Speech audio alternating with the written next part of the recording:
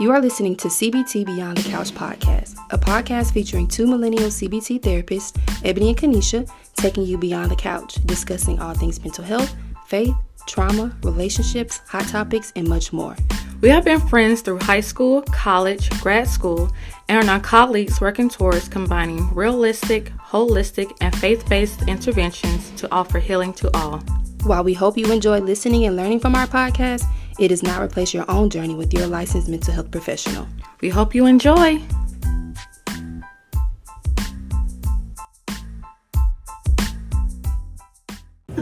Welcome back to the last episode of season 1 of CBT Beyond the Couch. We're your hosts. I'm Kanesha. I'm Ebony. How are we feeling? Last episode of season 1. This is crazy. It's been a journey. Yeah. Just even the thought of like, we should do a podcast. Right. Let's get equipment for a podcast. Right. We're doing a podcast. We closing out our first season. That's crazy. Crazy. Wild for sure. Yeah. Couch check. How you feeling? Today, well, I was off today, praise God.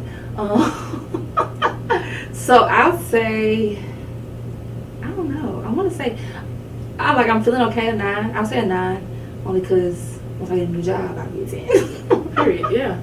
So yeah, I'm a 9. I'm pretty good. It's a good chill day. Okay. Enjoy my off day, so sad that it's almost over, but life. Mm-hmm. How about you? I feel like I'm a 9. I don't really have any major complaints right now. I feel like I'm really, I guess over the last 3 summers, I usually travel outside the country or different states, but this is the first time I'm home and enjoying spending time with local people and with my, I guess, family. So it's different, but very enjoyable. Sometimes I'm ready to leave. Then it's it's not that bad. Yeah. So yeah. It's a change of environment, but I'm actually enjoying spending time with my local friends and local family members and stuff. Yeah. It's been fun. It's been a pretty good summer. Yeah. So yeah. But yeah, I'm cool now. That's good. Okay, so our last episode is powered by you guys. We posted, basically you guys ask us questions about how anything really. So I did get some questions. Did you? No. Okay. I got some questions that you guys asked me, so we can just power through them. Okay. First question: how to find a therapist you connect with? The process is draining, child. You want to go with me first? I guess I'll go first. I'm trying to think because my process was actually very easy, I'll say. Looking for an individual therapist. As y'all know from the episodes with my mom, that process was hard. But I don't know. I knew what I wanted. I knew I wanted a black woman because that was in 2020. So everything that was going on in 2020 with black people and injustice and stuff like that. So I knew I wanted a black woman. I knew I wanted someone that wasn't too young but also too old. And then I also knew I don't know, I just knew what I was looking for. So I just looked online and I found that, and then it just so happened to work well. So I don't know, I think when looking for a therapist, you can't just pick somebody that takes your insurance. While yes, you want to do that, but also before looking, knowing what you want. Specifically what type of therapist you want, even if you need to do research on the type of therapies that people offer. So I think knowing what you want can help the process be less draining. And even sometimes if you know what you want and you might find someone and it still might not be a good fit, but I think being patient with the process is helpful. But yeah, I was definitely lucky because it was a perfect fit from the jump. So for me, I feel like I was thrown into the therapy world. I didn't get started in therapy until maybe right before grad school started. Only because I went through a traumatic experience, and I was okay, and the place I worked at had therapists there, so I had to use that specific therapist. And then when I got my next job, same thing. And then maybe at the top right before the pandemic. I actually seek, which is something I need to talk about in the next season, I seek a sex therapist. And so then I realized then, like, with my next mental health therapist, I had to really be specific about what I wanted, because those are moments where I need to be like completely vulnerable and make sure that person's knowledgeable of like all the things that you are experiencing. I would say for my advice is to, like Kanesha said, trust the process, but don't be afraid to like explore, because it's for you and what you want. Right. So if you feel like, you know, you're getting triggered in certain sessions, like, okay, you can like, first you can like tell your therapist like, hey, this topic is triggering me. Can we like refrain from this subject or things like that? And, you know, search more. They, like all those sites that you find therapists on, that it shows like, hey, I'm specialized in this, this, and this, and this. If they don't have the thing that you're struggling with, I would suggest just keep, you know, searching. Right. And I tell that to my clients, like, you know, I specialize in this, but you may be struggling with this. I'm not too versed in that, so maybe I could, you know, transfer to someone else who is more experienced in this, and then I make it up to them, like, hey, yeah, I want to be with someone who has like background in grieving. I don't. So I can very well, you know, transfer you over. So don't be afraid to just find like, you know, exactly what you want. And it's a process. Everything is a process. Right, so right. Just trust it. And everything doesn't always go right within the process, which is why it is a process, a journey. It goes up and down. But just keep searching. The right therapist is out there for you. Right. And if you need our help to narrow it down, and you know, you can tell us things that you're struggling with, and be like, okay, let's pull up the therapist in your area and contact them with you. Like, we don't mind doing that. Right. And also I was going to add, like, how in the first session the therapist asks you a bunch of questions to kind of get to know you. Don't be afraid to ask them questions, not like personal questions, but just like the scope of their practice, and like telling them what you expect to get out of therapy, because if they aren't able to give you that, then of course if it's a good therapist, they will refer you to someone else. So. Okay, next question. Biggest lessons from starting a podcast, advice for those aspiring to do the same. Biggest lesson. You have to be dedicated. Absolutely. Like, and when I say dedicated, it's not like I don't mind doing this. It's just like when you have so much going on, it's easy to forget, like, oh yeah, we need to record today. Yeah. We should post our episode today. And it's like, oh yeah. So it's like, it's just more than just sitting here and talking. Right. I think that's the biggest lesson. It's more than just this. Yeah. We actually have to do stuff outside to make sure that, you know, we're doing what we need to be doing. Yeah. I mean, that would be the biggest lesson. And then for me, I guess it's just like, it's not as easy as it looks. Mm-hmm. As far as like tech stuff, that drove us crazy.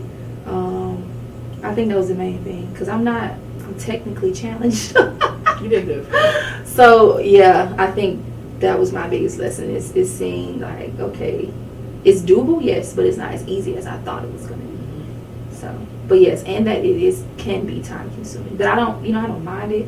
But there are some days when it's like, okay, we got to record, and we're like, ugh, I just want to lay in the bed. Mm-hmm. Or there are some days when you be like, when you text me like, hey, I need the description, I'll be like, oh shoot, it's Tuesday. So yeah, I think that's the biggest lesson, is just making sure that, you know, like, it takes work. Mm-hmm. So advice, I would say just prepare. absolutely. Definitely prepare.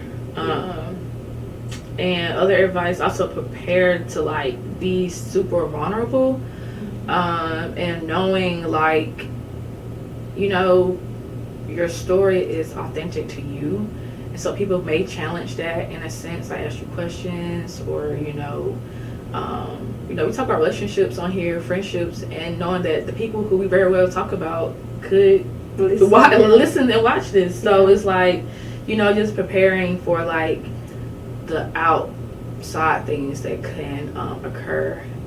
But also, like, there's nothing wrong with being vulnerable. I love it. Yeah. I was going to say, oh, you said prepare. I was going to say plan. Because I remember the very first episode, we planned to record, but like that day of, I was just thinking like, but what is this going to look like? And we kind of just threw our background and stuff up, and it was a mess. So, and which is why there was no visuals for the first episode. So planning ahead, even with like our furniture, like having to switch that up because like we planned it, but I guess we didn't really think deep into it. Right. So yeah, just making sure you have a plan, you do your research. I think that's the main thing. And just do it because just start, just do it. Because even when you guys see season 2, it's gonna be completely different than what this looks like. Even our season 2 like photo shoot is gonna be completely different because we're learning.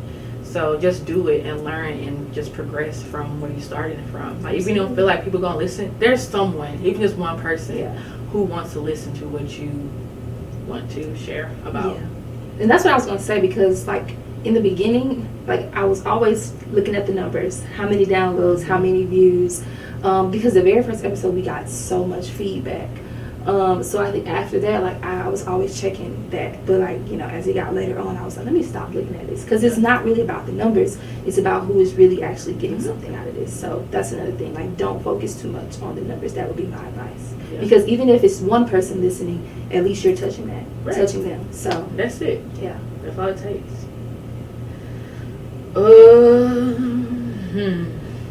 How to let go of anger from an absent parent. I guess.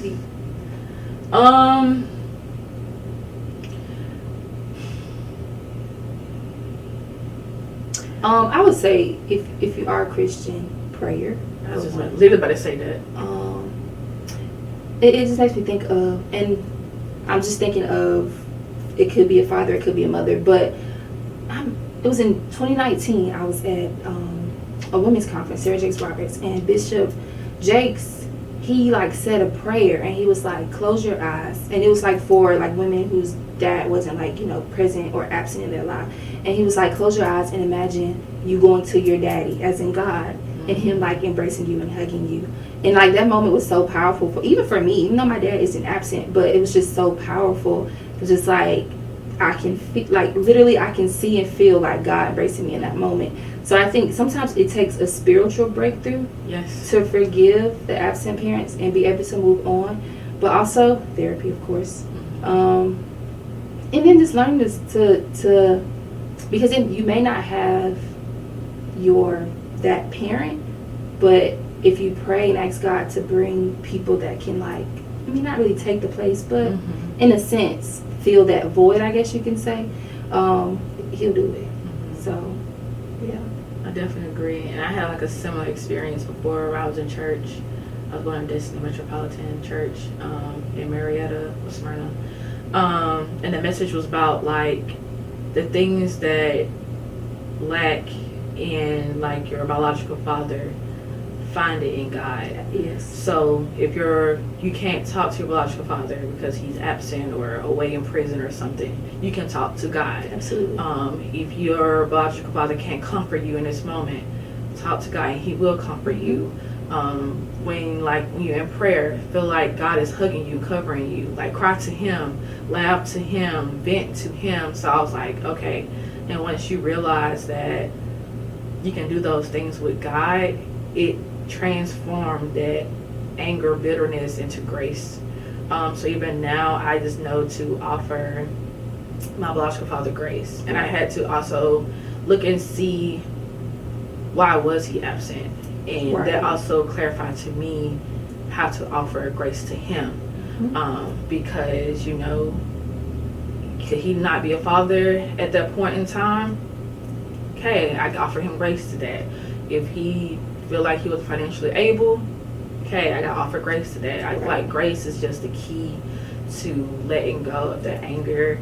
And luckily for me, like Kanesha said, like I had a chance, which is not for everyone, I had a chance to actually supplement, you know, the relationship I wanted with Greg, my stepfather now. So like it's, I feel like even though I lack biologically, and he doesn't make me feel like it's not biological. So So I pulled up the scripture, Matthew 15:4. For God said, honor your father and mother, and anyone who curses their father or mother is to be put to death. And I bring that up because, like, no matter whether they're absent or whatever they were, you still honor them. At the end of the day, you honor them, God will honor you. So he will fill those voids for you. He will. They say he's a father to the fatherless, like all of those things. Literally. He will fill that void as long as you continue to honor them, regardless of what they've done, and then honor him. Absolutely. So, yeah. That's it. There's nothing left to say about that. I want to stop taking meds for my anxiety, depression. Tips. Talk to your doctor. That's Definitely, the first thing. That's the first thing I can say. Yeah. Talk to your doctor. As I've always told you guys, on a holistic base, I don't even take medication when I have a headache, cramps from like my period or whatever. So I don't really have like a concrete answer besides seek your doctor and tell them why you want to come off of it. Right. If you want to do a holistic thing, of course, like, then you have to, I would say, if you're going from like don't want to take any medication and like it's cold turkey, I would definitely say, I mean, I don't advise that, but I would definitely say make sure you're in therapy so then you could counteract holistic coping skills. Right. So if you're going to come off medication, you got to find something, to basically counteract that.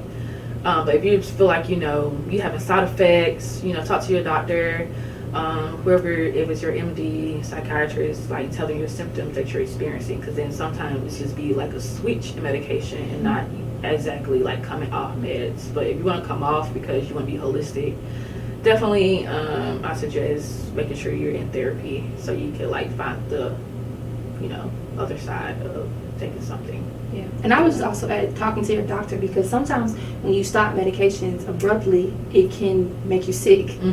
So it's important to talk to the doctor that way if it's something that is you're able to do as far as getting off the medication, so they can kind of like wean you off of it so that you don't get sick or have any symptoms, like any other symptoms outside of what you're already experiencing. So because it can get you sick. I've seen that happen. So yeah, talk to your doctor for sure. And then even if like just making sure you have the coping mechanisms like outside of therapy, because we go to therapy once a week, once a month, every 2 weeks, whatever, but you got to make sure you have coping skills that you are actually using outside of therapy. Healthy. Yes, healthy coping skills for sure. I don't want you to go for medication and going to like alcohol. Right. No. Right. So having those healthy mechanisms is important for sure. How has the podcast changed the dynamics of your guys' friendship? Do you think it's changed? I don't think it's changed. I feel like we have to spend more time with each other. Absolutely. Which is not like a bad thing. But I feel like that's the only thing we have to like communicate a lot more. Yeah. So like usually we'll see each other at work, but now it's like, okay, I might have to see you like a lot because we gotta record and we need to prep and we need to do this. But I feel like we also, I guess, have learned more about each other because we have to talk about things, be vulnerable. I guess some things, I feel like I learned more about with you. Jordan stuff I already knew, but like, I guess like hearing you facilitated like the full story is, but I feel like we're close enough to where nothing is hidden. Yeah, that's what I'm saying. I think it has helped us to, not that we weren't like honest with each other before, but to like be more open, I guess you can say. Even though we weren't pretty like again close, but it's like we can, like if I got an issue, I can come to you and say, and it won't be like an argument or nothing. So it's excuse me, allowed us to just be more vulnerable-ish, you say? So we haven't argued before. No. Well, Before. Not not not as adults, not I guess as you could adults. say. Even then, it wasn't an argument. It was just like a understood, like, oh, don't talk to me. Like, we're not cool type vibe. Yeah. So I don't think anything has transpired negatively over within this couple of months for us to be like, I'm going to record a podcast. Yeah, no. We just communicate a lot more than before, I guess you can say. Yeah. So it hasn't changed, I guess. It hasn't changed in a negative or positive ways. We just communicate. Yeah, and see each other more. That's really it. Yeah.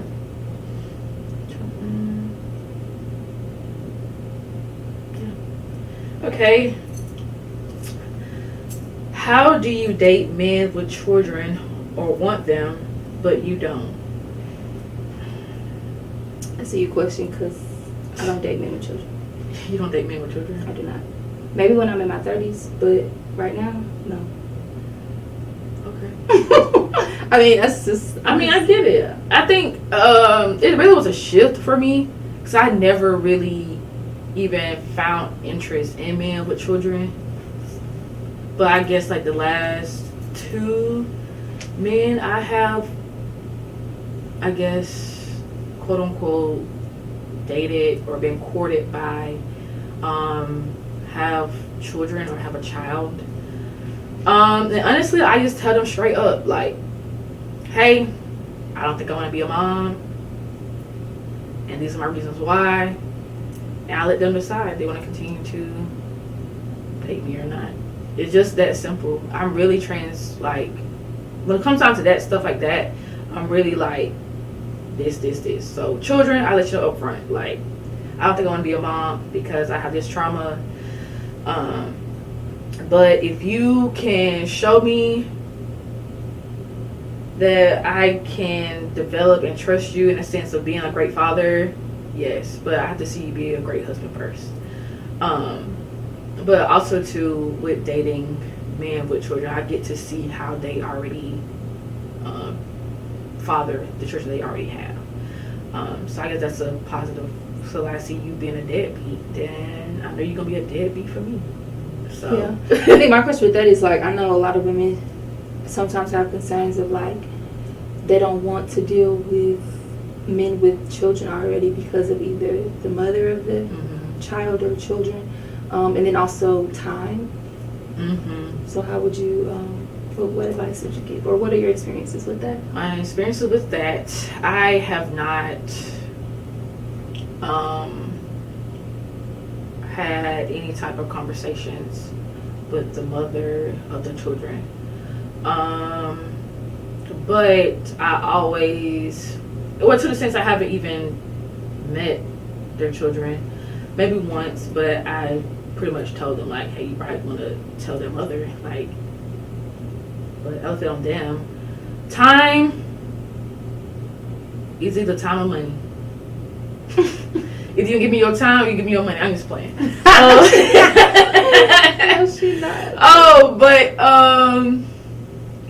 it's hard because at the same time, you want them to put their child first. You want them to put their child Absolutely. first. And I tell them that all the time. And I say them, not saying that it's just the fact that I've seen dated too.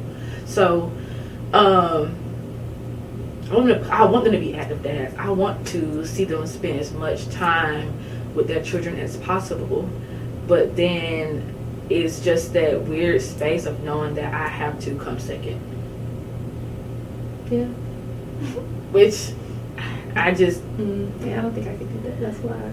But until like I step on a road, like, okay, like we serious, dating, probably want to get married, that's when I have to talk about like where does this look like for me, like being really like in your life. But until then, I let it do what it do. Be at dad. Yeah. I mean, I guess that makes sense. I mean, 'cause I would rather you see you being an active father than to be a trash father that's giving me all the attention. Right. So like, it's a lot. I mean, and it's also just like how much like it's different because I don't have any children and I don't have any like maybe fathers I have to communicate with, right? Or so it's like but you just have to really want it. Yeah. That's all I'm going to say. Makes sense. And if you don't want it, can't do it, then you don't have to. You really don't. Yeah, you don't have to. You don't have to. Yeah. So That's that on that. yeah. So how do you date? Yeah. Yeah. So first I let them know up front, I don't know if I'm going to be a mom. And I just, I guess play my role until my role expands. So if we're just dating, like I really can't have too much to say. Right. But like if you like, hey, Ebony, I want you to be my girl, like serious, like mutual, cool. All right. If we engage, it's gonna be some more stuff like, okay, boundaries and all that stuff. All right, now we married. Now, like, how this look for me? Because I'm actually involved. I have to be involved in your children's life, even before that. So, yeah. Good luck. Hey, not even just to you, to those who. Yeah, good luck. I think it's easier if you have kids to do that versus like people like us who don't have kids. Because we're not parents obviously, but we know what that role is like. But we haven't experienced it. Right. So, yeah. I think, like I said, I think it's easy for people who have kids. But just what's crazy to me, and I've heard this like multiple times, a lot of times women with kids won't date men with kids. Right. Which is crazy. Like, leave the men without the kids for us. But, right. Whatever. And also, too, I think it's the whole dynamics, too. I've seen, or people have heard, like, women with children, it's hard for them to date. Whereas men with children is like, I guess. It's weird to me. It is. I don't know. I guess a lot of. Let's just pray for the dating pool because, as Shawnee O'Neal would say, it has pee in it. And it's really nasty. Bleach. No, bleach is clean. Pee is nasty. But it's making me be irritated. Yeah, dating pool is trash. But anyway. I don't know. Yeah, which is the next question, next season topics. Next season topics. Well, the goal next season is to have more guests because everybody in their mamas been asking me, can they get on the podcast? So I have some people lined up. Some topics though. One of my friends wants to discuss like feeling stuck, I guess. That I would also like to talk about like women's health. What's some other things I want to talk about? Let me pull out my list. That's the thing. Like we had such a list of things when we started. We only touched the surface of it. Right. I definitely want to talk about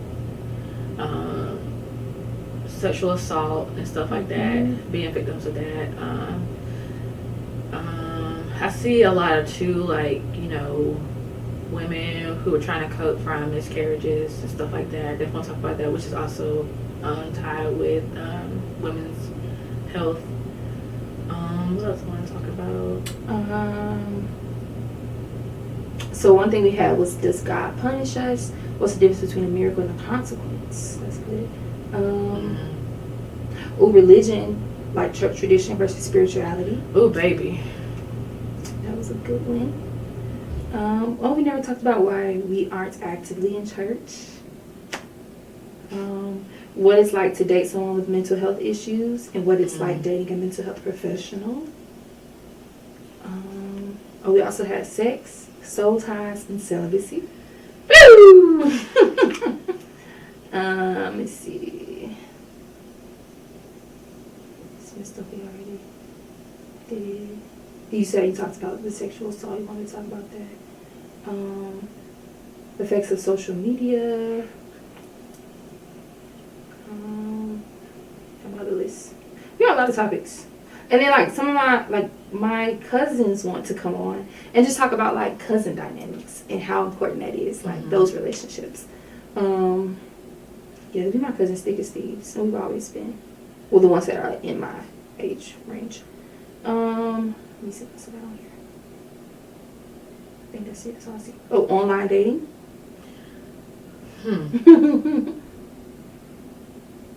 Yeah. Okay.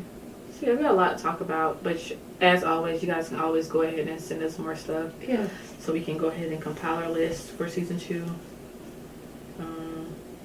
If it's something that we didn't say that you would like to hear us talk about, definitely let us know. I'm trying to think of anything. I can't think of top of my head stuff.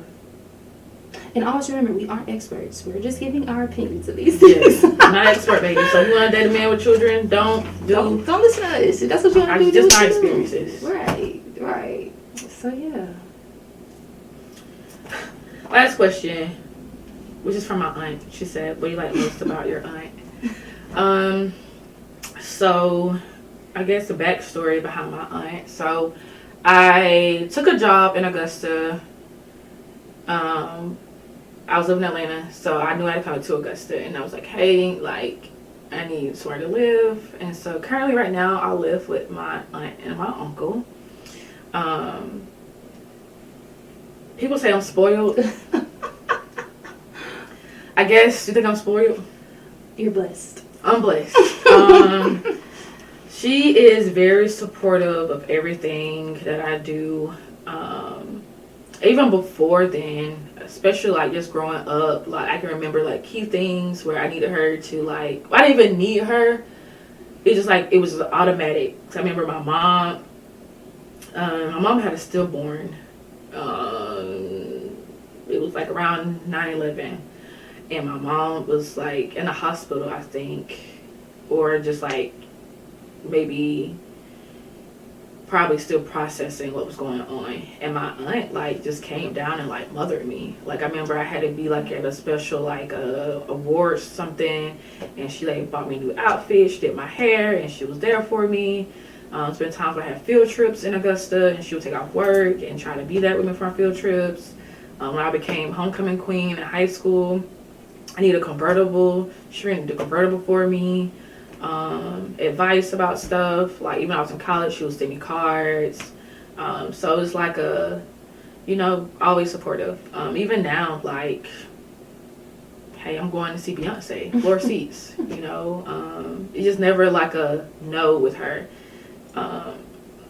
I'm becoming more vulnerable with her because, like, again, like I live with her, so she see me, coming in the house at 2 a.m. I love that. Hey, at my aunties, y'all hear that? Her auntie bought her Beyonce tickets. Somebody look out for me, please. Like, even now, like, I know I'm going home to food because she already called me and said, hey, you want this for dinner? Yeah. She cooks for me. Even when, like, I'm having bad days, she knows. So, yeah, it's just like I feel like, aunts are supposed to be like second mothers. So it's also shaping me to be a better aunt to my nieces and nephews because she's like always, so supportive. Like right now, I go home and tell her, hey, let me figure out how I need some new tires on my car. I got a payment plan. Oh wait, but yeah, very supportive. You guys probably see me post her here and there, but yeah, I love you. Thanks for being a bomb auntie. Shout out to her. I love that. Well, I guess we can use this time to do some shout outs then. Oh yeah, period. So she said shout out to her auntie, so I guess I'll shout out my aunties that watch and support. I'm not gonna say, well, I said their names. It's 2 Kims. So both my auntie Kims, my auntie Debbie, and Donna. Was that my auntie? Yeah, that's it. Let's see, shout out to Julius. Julius did our photos. Logo. Yes, logo. So shout out to him. And all the process, because he had us like in the lab. We like, we don't know what we want to do. He like, they mapped it out. Y'all need this. Yes. Y'all need this. You need this. We like, so okay. We'll probably do it again for season 2. Who else made a shout out?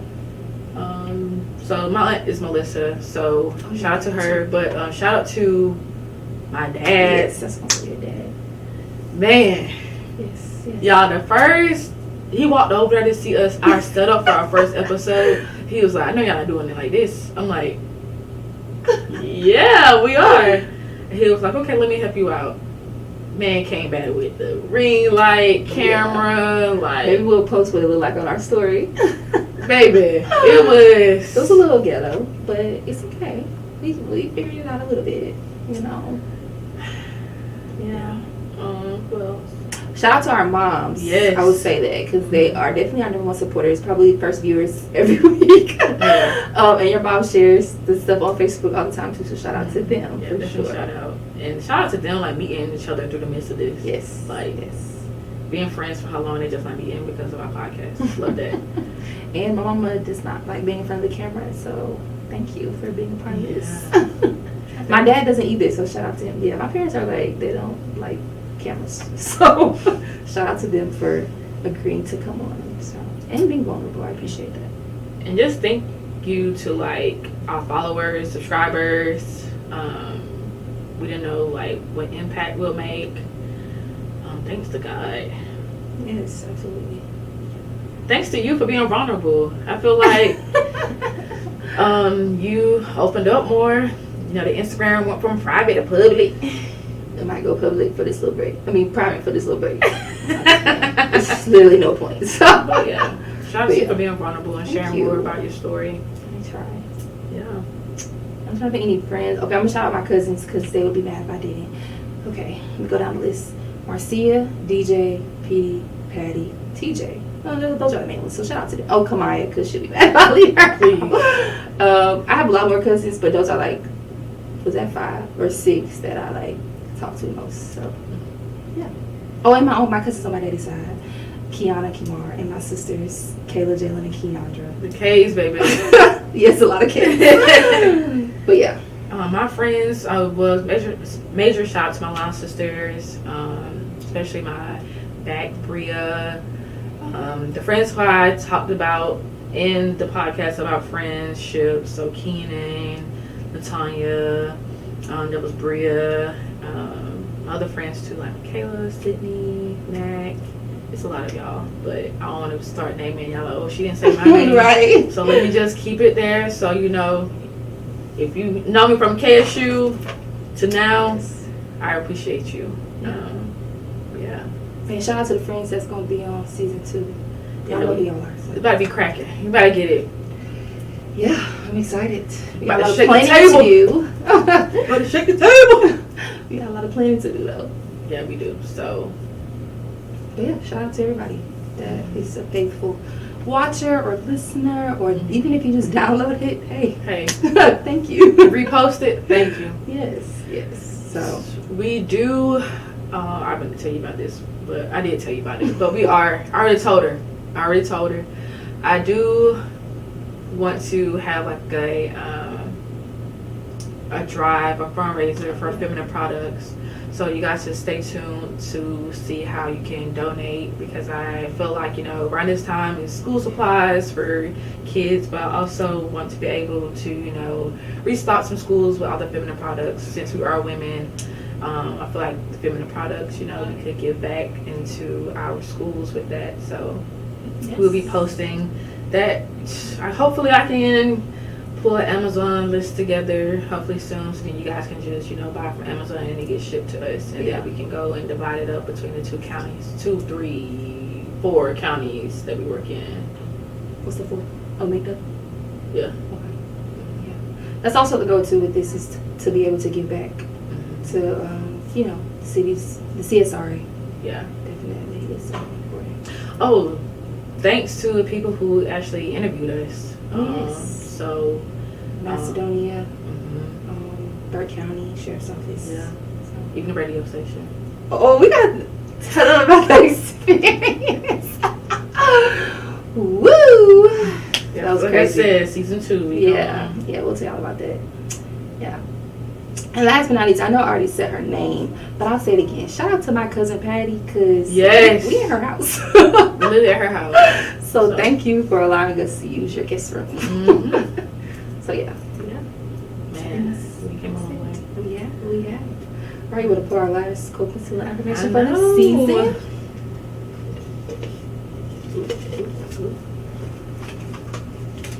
Oh, I'll probably do this tonight. I did this last night too. Go for a nice long drive. I love driving. It's so therapeutic to me. Like road trips, I love it. Especially like I have like playlists, like specific like genres or moods. So, you know, just time to decompress. Especially when I get off work, when it's a long day. I don't go straight home sometimes. I take the long way or go to my mom's house and don't really just toot my horn and come back down and go home. Yeah. That's lovely. Gas is too high for me. Hey, it is. But you gotta do what you gotta do. Look at my grandma fill me up today. Oh, shout out to grandma. Shout out her for real. And our affirmation, this is lovely for like the last episode. I am deliberate and afraid of nothing. That's dope. It is. We've been playing this. Right. This is like, yeah, I love that.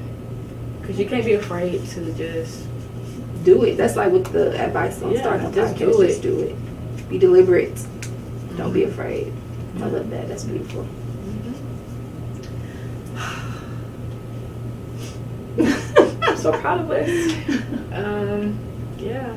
So that's it. It's a wrap. It's a wrap. I'm excited. Well, let me ask you one last question. What was your favorite episode? Ooh, my favorite episode. I don't know. That's hard. I will say though, I'm trying to go down the list in my head. I want to say. I don't know if I'm saying this because I know this is like the most viewed, one that has the most downloads. But is it that one? Oh, the love and relationship one has got a lot of traction. But my favorite episode, actually no, I would say my favorite episode would be the second one when we talked about college. Yeah, I think that's the one I got. I was about to say, I was gonna say that's probably one of my favorite ones. Like that's when I think that's when at the peak of us being like breaking the layers of vulnerability. Yeah, that was a good episode. Yeah. Also the mother dynamics. Of course, yeah, those are amazing.